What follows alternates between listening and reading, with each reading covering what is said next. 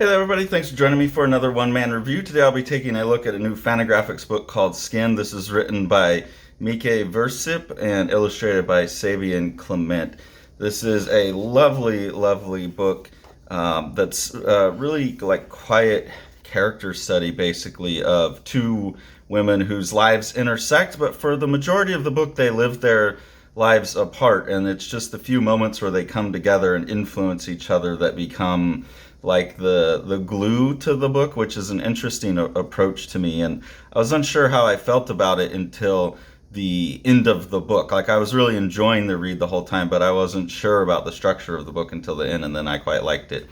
I don't want to spoil much of the book since this is a new book. I don't want to go super in depth and just give you basics of who the characters are and some look at the art. You can see the art is very open and lyrical. It's very gestural. It's fantastic cartooning all throughout. So in this opening sequence, we're getting introduced to Esther. Esther is an artist. Right here you can see she's taking care of her stick bug terrarium. That's one of her big things. And Esther runs a live model figure drawing class. Rita is the second woman. She's a recently divorced woman who's also kind of struggling with the loss of her mother. And she's decided to switch her life up and come be a figure drawing model. Really, really like this page here. Again, fantastic cartooning, but seeing Rita go back behind this little veil here so she can get change it's supposed to cover up, but the shadow play and the silhouette work going on, and then her like jiggling her old saggy boobs with everyone being able to see it, and she thinks that she's fine. It's just a really subtle moment that you got to really kind of track along and really pay attention to what's going on to catch the full extent of what it is. But beautifully, gorgeously handled cartooning and gesture drawing in here. And that goes in line with, obviously, we're talking about people who are doing figure drawing classes. So you get these basically chapter headers that are sketches ostensibly from the class, and they have that same really loose, wonderful cartooning style. They have dates on them, so you get a sense of the time that passes. And I think this book takes place pretty much exactly in a year. The first drawing somewhere we have this here also where you see her where she picked up to call to be the model. But we're starting in like early September basically, and we end somewhere in late August, I think. So you're basically looking at a year of these women's lives. Another thing that Rita has going on is she kind of has an estranged relationship with her own daughter, Natasha. So here you see Natasha coming in. And this idea of like mothers and daughters is something that's cyclical throughout the book. Obviously, you have Rita mourning her own mother, also mourning her relationship with her child, building this relationship with someone who kind of reminds her of her child in Esther. So it's really interesting that way. And then Esther the other way, reaching out and needing that support from Rita. Really, really just wanted to highlight this one page here. I love this shot where you have, especially because throughout the book you have all of these kind of almost silhouette-based gesture drawings anyways.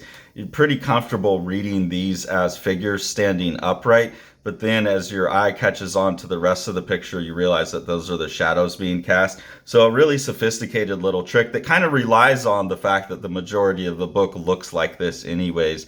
It makes you do a fun little double take there, and I think it makes quite a lovely composition. About halfway through the book, Esther meets a guy, Nico, and her relationship with Nico is part of the story and part of the emotional arc for her character. Each of these characters is really trying to discover themselves and flourish, bloom into something other than what they were over the course of this year. They're really taking the year to try and grow themselves and try new things. And for her, this relationship with Nico is trying to push herself into new areas. And so we follow the consequences of that. This page is indicative of some of the less, like this, I think is a pretty like graphically, I don't want to say, this is a really like meta composition in a beautiful way. There's a lot of pages in the book that are a little bit more like linear like this page, but they have this still really poetic flow to them. The gesture drawing's great. It reminds me a bit of Bastien Vivez's The Butchery, you know, where it's just such minimal mark making, such minimal drawing, but it communicates so much emotionally. Just these characters sitting there having a drink together. This kind of stuff just comes from observing human behavior very well. This is obviously the artist in this book is someone who does exactly like Esther does and goes out and draws people live a lot and is looking to capture their essence rather than the specific features of them and everything. So I think Esther talking about that in the book is leading to some of the look of the book as well, or the look of the book is leading to that. But really, really lovely stuff, and a lot said with very little, unlike me. And then there's some material changes too, depending on the mood. I mean, most of the book is rendered in this style, but there's some switch over to like almost a Lorenzo Metodi kind of approach to shape and color, using crayons and pastels, color pencils, something piling up.